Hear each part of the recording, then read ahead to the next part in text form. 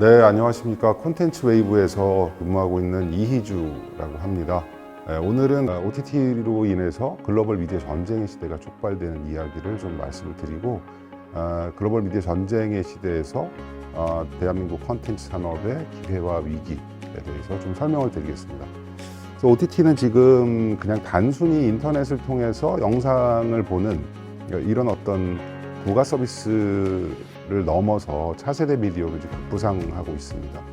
최근에 이제 미국의 닐슨에서 시청률 조사를 한 걸 보면은 지상파 방송과 유료 방송, 그다음에 스트리밍 방송 (OTT죠) 이렇게 세 가지 크게 이제 거의 뭐 한 3등분이 돼 있는 그런 시장이었는데 2월에 비해서 7월에 조사한 바는 스트리밍이 이제 한 5%포인트 정도 이제 늘어나고 지상파가 그만큼 줄어들고 뭐 이런 이제 상당히 이제 격변하고 있는 그런 느낌을 이제 볼 수가 있고요. 최근 자료에서는 이미 이제 케이블 TV를 OTT가 이제 따라잡고 있는, 그러니까 이미 이제 따라잡은 뭐 이런 정도로 지금 OTT, 그러니까 미디어 산업 자체가 이제 급변화하고 있는 상황입니다.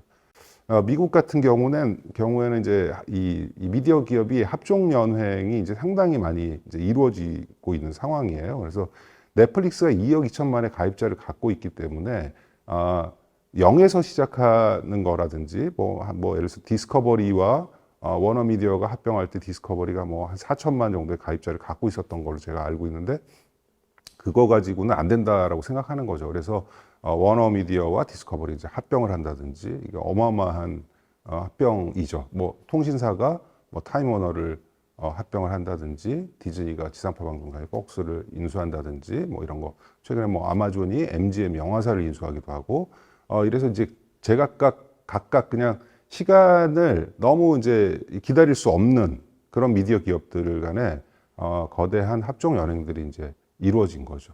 그리고 이들은 그런 합종 연행을 통해서 몸집을 불려서 이제 전 세계로 이제 나가는 거죠. 글로벌 시장을 점령하는 거죠. 아까 말씀드렸던 인터넷이 국경이 없기 때문에 이들이 이제 그동안에는 미국 안에서만, 미국 내에서만 어떤 미디어 플랫폼 행위를 하고 해외로는 컨텐츠를 수출하고 뭐 이랬던 부분이 이제는 자기의 플랫폼을 가지고 전 세계로 나가버리는 겁니다. 그래서 여기서 이제 글로벌 미디어 전쟁의 시대가 발발을 하게 되는 거죠.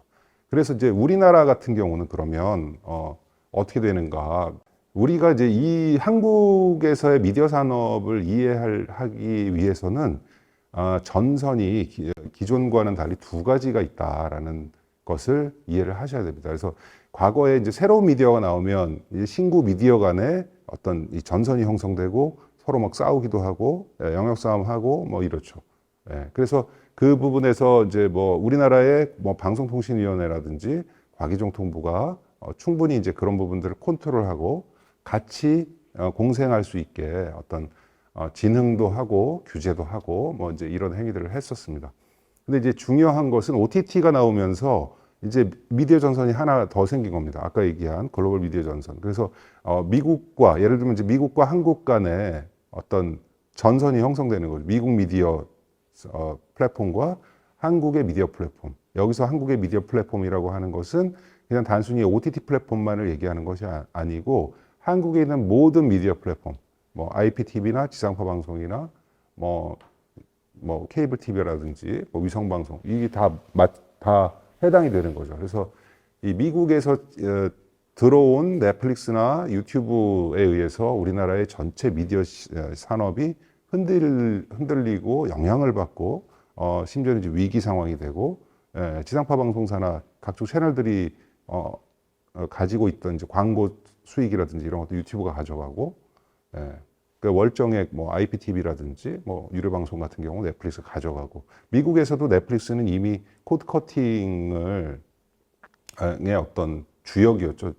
어떻게 보면 이제 유료 방송 사업자 입장에서는 주범이라고 볼 수 있죠. 넷플릭스가 유료 방송을 해지하게 만드는 그런 기업입니다. 그래서 방송 미디어 역사에서 처음으로 이제는 글로벌 미디어 전쟁 시대를 이제 우리가 맞이하게 되는 거죠. 그간에는 우리는 이제 이 미디어 산업에서 우리가 늘 경계해야 되는 것은 기존의 관행을 아직도 계속 가려고 하는 어떤 것들은 혁파하고 바꿔야 됨에도 불구하고 기존에 그냥 60년 동안 그래왔으니까 계속 그렇게 가는 그런 그 관습들이 이제 많이 있습니다.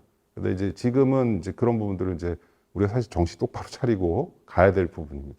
그래서 한국에서도 이에 어떤 대응하는 대항마적인 역할이라고 할까요? 웨이브나 티빙, 왓챠 같은 OTT가 이제 만들어지고 있는 그런 상황입니다. 한국의 컨텐츠 산업은 일면 기회가 왔다라고 할 수 있고 또 위기 상황이 앞으로 올 수도 있는 그런 상황입니다. 지금 그래서 컨텐츠 산업에 대해서 좀 말씀을 드리면 글로벌 OTT들이 한국 컨텐츠에 이제 맛을 들이기 시작합니다.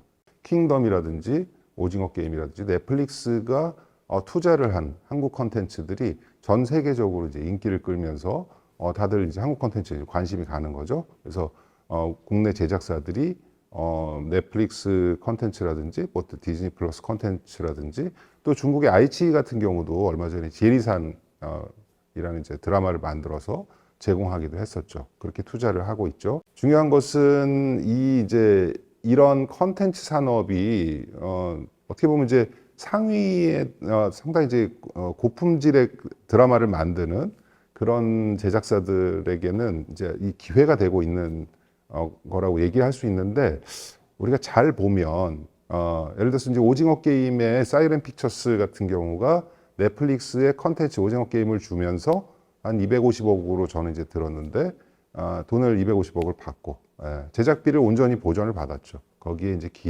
기획비라는 명목으로 이제 수수료가 일부 들어가는 요렇게 250억을 받고 사이렌 픽처스는 이 모델에서 비즈니스 모델에서 아웃입니다. 이건 그냥 하청 모델인 것이죠. 그래서 IP 지적재산권을 넷플릭스가 다 가져가 버리는 거예요. 뭐 제목도 그렇고 출연하는 배우들의 초상권까지도 다 넷플릭스 소유가 돼버리는 겁니다. 넷플릭스는 오징어 게임으로 인해서 벌어들인 이 수익을 이 넷플릭스가 발표한 것만 1조 원의 이익을 얻었다고 했습니다. 근데 당시에 오징어 게임 때문에 넷플릭스 주가가 한 13조 원이 더 자산이 늘고 뭐 이런 현상들도 있었고요. 그래서 넷플릭스는 그걸 가지고 2억 2천만의 전 세계 고객들에게 독점으로 제공을 하고 가입자가 증가하고 그걸 보기 위해서 들어오고 또 기존의 가입자가 나가는 것을 막는 효과를 이제 가지기도 하고 넷플릭스는 이제 어마어마한 이제 수익을 이제 받는 거죠. 그리고 오징어 게임으로 인한 IP를 넷플릭스가 가지고 있기 때문에 컨텐츠가 전 세계적으로 인기를 끌면 거기 나오는 이제 옷을 팔아요. 옷이나 뭐 모자나 뭐 이런 것들 이제 팔 수 있는 거죠. 그래서 넷플릭스 같은 경우도 이제 굿즈 판매를 갖다가 최근에 시작을 했고 게임도 지금 넷플릭스가 하고 있어요. 이거는 구독형의 그냥 컨텐츠만 보여주는 게 아니라 넷플릭스 이제 게임도 무상으로 제공하고 있는 그런 상황인데 오징어 게임 게임 같은 경우도 제작을 할 수가 있고 그래서 넷플릭스 같은 경우는 계속 이렇게 이제 컨텐츠 산업은 부가가치가 높은 산업이기 때문에 제2, 제3의 사업을 갖다 이제 하게 되고 문제는 거기서 발생하는 수익의 어떤 일부를 제작사하고 나눈다든가 한국의 제작사가 나눈다든가 뭐 이런 부분들이 이제 전혀 없는 그런 거죠. 그래서 이제 이게 이제 넷플릭스를 통해서 컨텐츠를 수출하는 거냐 아니면 그냥 하청업체일 뿐인 것이냐. 마치 삼성전자 핸드폰의 일부 부품을 뭐 베트남 거를 쓴다고 해서 그것이 그 핸드폰이 베트남 게 아닌 것과 비슷하다고 할까요? 근데 지금 넷플릭스 같은 경우는 되게 크죠. 모든 것이 다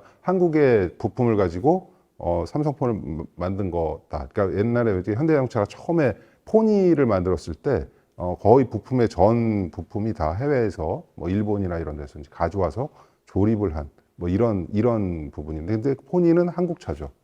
그렇게 보면 부품이 일본 거라고 해서 그게 일본 차는 아닌 것이죠. 그래서 오징어 게임은 한국 컨텐츠냐? 그렇지 않게 되는 겁니다. 넷플릭스가 미국 기업이기 때문에 오징어 게임은 미국 컨텐츠가 되는 거죠. 그래서 이 한국 컨텐츠가 이렇게 하청화되는 부분에 대해서 우리가 이제 득과 실이 있겠죠. 이게 뭐 나쁜 점만 있는 건 아니니까요. 그래서 득으로 볼 때는 일단은 뭐 국내의 대형 컨텐츠 제작사들이 글로벌 제작사로 성장을 한다는 거. 뭐 편당 옛날엔 드라마 만들 때 한 5억 정도면 많이 투입을 하는 거였는데 이제는 뭐 편당 20억, 30억짜리도 이제 만들 수 있고, 뭐 나중에는 편당 100억짜리도, 미국에서는 이미 이제 그렇게 하고 있잖아요. 기묘한 이야기라든지 이런 것들은 오징어 게임에 영을 하나 더 붙여는 어떤 그런 제작 규모로 이제 만들고 있기 때문에, 그래서 한국의 제작사들도 글로벌 제작사로 이제 성장하는 부분, 그런 계기가 됐다는 거는 이제 우리가 얻는 것들이라고 볼 수 있고요. 제일 중요한 부분은 이제 글로벌 시청자라는 것입니다. 그래서 전 세계에 넷플릭스가 진출한 국가가 한 200개 국가가 이제 넘는 걸로 제가 알고 있는데, 200개국에서 한국 콘텐츠에 대해서 관심이 이제 상당히 이제 증가를 하는 거죠. 오징어 게임 같은 걸 보고, 한국 사람들이 이렇게 콘텐츠를 잘 만들었나? 뭐 옛날에는 우리가 동남아에서 이제 한류나 한국 콘텐츠를 이제 상당히 이제 좋아하고 그런 부분들이 있었는데, 그건 이제 아시아 문화권이 있으니까 이제 좋아했다고 본다면, 지금 같은 경우는 뭐 유럽이라든지 뭐 영국, 프랑스 뭐 할 것 없이 미국에서도 그렇고 한국 콘텐츠에 대해서 이제 관심이 증가하고, 한국에 대한 문화에 대한 관심도 증가하고, 한국 음식도 그렇고 뭐 이제 이런 부분들인 거죠. 이제 엄청난 어떤 한류가 전 세계적으로 펼쳐지는 역할을 넷플릭스 덕분에 저희가 이제 어떻게 보면 이제 이룬 거죠. 근데 그런 부분들을, 그래서 오징어 게임이 뭐 미국에서 뭐 그 에미상, 뭐 이정재가 에미상을 받기도 하고, 뭐 황동혁 감독이 감독상을 받기도 하고, 뭐 미국의 에미상이라. 근데 이제 미국 사람들은 오징어 게임은 미국 콘텐츠니까 에미상을 주는 거죠. 예, 뭐 배우 뭐 상도 주고 뭐 그렇죠. 근데 이제 어쨌든 우리는 자랑스럽죠. 그런 부분들이 자랑스럽고, 한국의 배우가 또 한국의 감독이 미국의 에미상에 뭐 나무주연상과 감독상 같은 것을 휩쓸고 있고, 뭐 이런 부분들은 이제 상당히 우리한테 이제 고무적인 부분이죠. 그래서 우리나라의 감독, 배우, 작가가 국제 무대 이제 국제적인 스타가 되는 뭐 이런 부분들, 이런 것들도 이제 우리가 얻는 하나 이제 득이라고 하겠습니다. 근데 이제 넷플릭스로 인해서 우리가 잃은 것들, 이제 제작사가 아까 얘기한 것처럼 IP를 양도했기 때문에 추가 수익을 기대할 수가 없다라는 거, 하청화 모델에서. 그리고 지금 대한민국의 이제 제작사들이 넷플릭스의 이런 방식을 이제 선호를 합니다. 이제는 넷플릭스가 돈을 얼마나 주는 것이 중요하지는 않은 시대가 됐어요. 배우 같은 경우도 뭐 예를 들어서 뭐 이정재 배우가 돈을 많이 주는 웨이브보다 돈을 조금 덜 주더라도 넷플릭스 작품에 출연하고 싶어 해요. 왜? 내일이면 내가 스타가 돼 있으니까. 오늘 서비스하고 내일이면 내가 스타가 돼 있으니까. 이제 어마어마한 어떤 그런 상황이 된 거죠. 그 매체 파워를 이길 수가 없는 겁니다. 그래서 제작사도 감독도 배우도 다 넷플릭스를 찾는 현상. 예, 이런 현상 속에서 국내의 OTT 플랫폼이나 또는 다른 미디어들, 기존의 뭐 지상파 방송사나 뭐 CJ ENM의 뭐 TVN이라든지 이런 쪽에서의 어떤 드라마를 만든다는 것, 이 부분에서는 항상 넷플릭스가 먼저 선택하고 남는 배우 중에서, 남는 감독 중에서, 남는 대본 중에서 이런 선택을 할 수밖에 없는 거죠. 예, 이런 상황들이 이제 계속 반복이 되다 보면 결국 넷플릭스와 국내 미디어 산업 간의 이제 격차가 상당히 이제 커질 수밖에 없다라는 부분이고, 심지어는 이제 그 속에서 대한민국 미디어, 뭐 신구 미디어들 중에서도 하나 둘씩 미디어 플랫폼이 없어질 수가 있습니다. 플랫폼은 컨텐츠를 필요로 하잖아요. 근데 컨텐츠를 필요로 하는 플랫폼이, 미디어 플랫폼이 점점 하나 둘씩 없어지면 그만큼 컨텐츠에 대한 수요가 이제 작아지게 되는 것이고, 그렇게 되면 결과적으로 길게 보면 컨텐츠 산업이 위축될 수 있다라는 부분인데, 그리고 이제 또 하나의 이제 우리가 실이라고 읽는 것을 보면, 미국의 넷플릭스라든지 유튜브라든지 지금 뭐 최근에 구글 같은 경우도 대한민국 국회에서 법을 만들었는데 구글이 지키지 않는 뭐 이런 현상도 발생을 하고 있어요. 뭐 인앱 결제라든지 이런 것들은. 그래서 그런 상황 속에서 정부가 컨트롤할 수 없는 미디어가 이제 대한민국에서 대세의 미디어가 될 경우에 문화 왜곡이라든지 사회 문제라든지 뭐 이런 이제 문화적인 문제, 이런 것들이 이제 발생을 하는 거죠. 네, 그래서 미디어는 산업이기 이전에 문화라는 것이 이제 되게 중요한 워딩입니다. 여러분들 이제 잘 보셔야 될 부분이, 미디어 산업, 그러면 우리가 미디어를 가지고 돈을 벌고 뭐 컨텐츠를 만들어서 해외 수출하고 뭐 이런 것이지만, 진짜 미디어가 해야 되는 역할은 돈을 버는 것이 아니라 대한민국 국민들의 문화나 사회적인 어떤 정서라든지 이런 부분들을 책임지는 것이 미디어라는 거예요. 그동안 우리는 미디어를 통해서 문화적으로 이렇게 되게 교양을 쌓기도 하고, 뭐 EBS 뭐 교육을 받기도 하고, 뭐 이런 것들이죠. 그리고 우리나라의 뭐 방송통신심의위원회라든지 이런 쪽에서 너무 어떤 선정적이거나 뭐 이런 컨텐츠들을 감시하는 어떤 기구가, 심의기구가 있기도 하고요. 이제 그런 것들로 컨트롤을 했었는데 지금은 이제 점점 그 컨트롤을 못 한다는 거예요. 그래서 뭐 킹덤 같은 경우는 대만판에서 이시조선이라는 이름으로 나가고, 이시조선 되게 기분 나쁜 말이에요, 우리에게는. 그냥 조선이죠. 조선을 마치 어떤 이성계의 어떤 조선이다라는 식으로 말한 게 이시조선인데, 그 성씨 씨자를 빼고 시체 씨자를 집어넣어서 이시조선이라는 이름으로 대만에서 서비스를 하는 거죠. 이 부분에 대해서 킹덤을 만들었던 에이스토리나 감독이나 또는 대한민국의 어떤 방송통신위원회나 심의위원회나 영둥이나 누구도 이 부분에 대해서 야 그거 바꿔라는 말을 못 하는 겁니다. 대만 사람들이 이시조선이라는 제목을 보는 거예요. 저 제목 같은 경우는 사실 우리나라의 그 넷플릭스 유저들이 또 국민들이 인터넷을 통해서 거센 항의를 한 끝에 결국은 킹덤으로 다시 바꿔서 서비스 됐다고는 합니다만은, 어쨌든 이런 일들이 예를 들어서 뭐 사냥의 시간 같은 경우도 코로나로 인해서 저희가 국내에서 극장 개봉을 못하고 넷플릭스가 사갔죠. 그리고 그것이 독일어판에서는 사냥의 시간에 보면 이제 동해로 막 도망을 가고 하는 그런 장면 나오잖아요. 근데 동해를 일본해라는 자막으로 독일에서 서비스가 되는 거였죠. 하백의 신부 같은 드라마에서도 프랑스어판에서 일본해라는 자막이 나옵니다. 근데 이런 부분들을 컨트롤할 수 없는 부분들이 있는 것이죠. 중요한 거는 일본 교과서에 다케시마 얘기가 나오고 그게 일본 땅이다라고 그렇게 얘기를 하는 것도 우리나라 뭐 KBS 9시 뉴스에 나와서 이거 상당히 이제 격앙된 어조로 그걸 비판하고, 이게 이제 우리나라의 국민 정서인데, 한국 사람이 만든 한국 배우가 나오는 컨텐츠에 일본해라고 해서 독일에서 제공이 되면 독일 사람들은 저거는 그냥 한국 사람들도 일본해라고 쓰나 보다, 이런 어떤 이 공감을 훨씬 많이 얻을 수가 있다는 거죠. 이제 그런 부분들이 상당히 이제 위험한 부분인 거예요.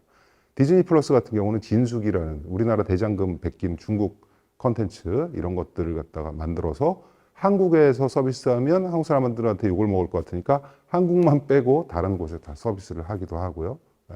이런 이제 문화적인 부분, 역사 왜곡, 중국 사람들 한국 저 진숙에 나오는 어떤 이 복장들을 보면 대장금에 나오는 그런 한복들이 다 있어요. 근데 이제 이 부분들이 중국의 역사가 돼버리는 거죠. 그들이 중국 사람들에게, 중국의 국민들에게 이제 그런 부분들을 자꾸 심어준다는 거죠. 그래서 이제 글로벌 OTT를 타고 컨텐츠가 이제 국가별로 막 오가고 하는 장면 속에서 이게 이제 국민의 마음들이 너무 많이 상처를 받고 역사가 왜곡되고 뭐 이런 이제 상황들이 발생한다는 것이죠. 그래서 미디어는 산업이기 전에 문화라는 부분들을 우리는 이제 많이 신경을 써야 되는 부분이라고 이제 우리가 되게 이제 중요한 부분인 거죠. 미디어는 문화다라는 부분 아셔야 할 것 같고요. 그래서 마지막으로 좀 이제 결론 비슷하게 이제 제가 말씀을 드리면, 우리가 지금 뭐 글로벌 미디어 상황에 대해서 어떻게 생각을 해야 되는가, 뭘 어떻게 해야 되는가라는 얘기인데, 중요한 것은 일단 정확한 진단. 아까 얘기했던 인터넷이 국경이 없다. 그래서 지금부터 벌어지는 어떤 미디어의 어떤 현상, 이런 것들은 글로벌하게 벌어지는 것이다. 글로벌 미디어들에 의해서 우리나라의 미디어들은 영향을 받을 수밖에 없다. 거기에 맞게 법도 만들고 법을 고치든, 학계도 정확한 분석과 진단을 해줘야 되고, 뭐 이런 것들이 필요한 거죠. 우리가 이제 미디어에 대한 인사이트라고 하는데 그런 것들이 이제 우리 가져야 된다는 겁니다. 예지력도 가져야 되고, 그리고 그 상황에 대해서 우리가 어느 정도 과감하게 실천을 해줘야 된다는 부분들. 예를 들면 아까 얘기했던 미국의 글로벌 OTT들이 전 세계를 뻗어나가기 전에 예를 들어서 워너미디어하고 디스커버리가 합병을 한다든지, 이거 너무 과감하죠. 근데 그런 실천이 되게 필요하다라는 거예요, 우리에게도. 그다음에 법을 집행한다거나 뭐 이런 부분에서도 좀 과감해야 되고 뭐 합니다. 근데 물론 법 집행이나 우리나라의 어떤 방송법이나 어떤 OTT를 규제하는 법안이 나와서 넷플릭스를 규제하려고 하면 사실은 그 부분은 통상 마찰로까지 이어질 수가 있어요. 예를 들어서 뭐 유튜브나 뭐 넷플릭스를 괴롭히면 현대자동차에 자동차를 수출 못한다든지 삼성폰을 미국이 수입 안 한다든지 이런 일이 발생할 수 있는 거죠. 실제로 미국 국무성은 뭐 페이스북이나 자국의 어떤 그런 뭐 SNS 기업이나 OTT 기업들을 상당히 이제 뒤에서 보호해주고 있는 그런 상황입니다. 그래서 그런 부분들을 우리가 이제 정무적인 부분도 잘 따져가면서 그 이제 과감한 실천이나 또 뭐 실행 이런 것들 이제 해야 될 것 같고요. 이제 우리나라가 지금 한국의 컨텐츠가 미국 배를 타고 전 세계로 나가는 그런 형상인데 우리에게 필요한 거는 한국 배입니다. 한국 배를 타고 한국 컨텐츠가 전 세계로 나가는 것. 이게 사실 우리가 너무 어려운 미션이죠. 하지만 그런 것들을 안 할 수는 없는 이제 그런 미션 앞에 저희가 놓여 있고 그래서 한국의 사업자들도 경쟁력을 강화하고 글로벌 진출 전략을 가지고 글로벌로 나가야 되는 것이고 또 넷플릭스 같은 어떤 이 맥이 빌런이 시장에 던져졌을 때 그들을 상대할 수 있는 그러니까 기존의 국내 OTT라 뭐 예를 들어서 뭐 케이블 채널 간에 서로 같이 공동 제작을 한다든지 이종 매체 간의 어떤 상생을 위한 협력이나 이런 것도 생각해 볼 수 있고 이게 어떤 뭐 매체뿐만 아니라 뭐 포탈이라든지 사실 네이버 광고 같은 경우도 유튜브에서 영향을 받거든요. 그리고 그런 부분이 있고 뭐 삼성이나 LG 같은 가전사 TV, 스마트 TV를 만드는 쪽에서도 사실 OTT 플랫폼 전략을 이제 가져갈 수 있는 그런 부분이어서 전 대한민국의 범대한민국적인 어떤 협력이나 이런 부분들이 검토돼야 될 부분인 것 같습니다. 그리고 우리나라처럼 미국발 글로벌 OTT에서 영향을 받는 그런 나라들이 전 세계 200개국이 있을 거 아닙니까? 그래서 그 200개국에 있는 로컬 OTT 간의 어떤 협력이라든지 이런 것들도 우리가 생각해 봐야 될 부분인 것 같습니다. 그리고 정부 부처는 아까 얘기했던 뭐 세금, 규제, 뭐 이런 해외 서비스와의 역차별 부분, 기울어지는 점 바로잡는 부분들 게을리하면 안 될 것 같고 이제 지금 뭐 과기정통부나 뭐 국회나 뭐 이런 쪽에서 상당히 이제 이 부분에 대해서 바로잡기 노력을 하고 있는 상황이긴 합니다. 그리고 기존에 우리가 가지고 있던 뭐 KBS, MBC, SBS 지상파 방송사는 이제 우리가 규제를 많이 세게 하고 했었는데 지금 같은 경우는 그 규제를 완화해서 글로벌 OTT와를 상대로 하는 경쟁력을 좀 강화시켜 줄 필요가 있다. 이제 그래서 기존의 미디어 규제 완화도 이제 상당히 이제 중요한 부분이고, 그리고 기존에 우리가 컨텐츠 산업에만 많이 어떤 포커싱을 많이 뒀었어요. 한류 컨텐츠를 키워야 된다.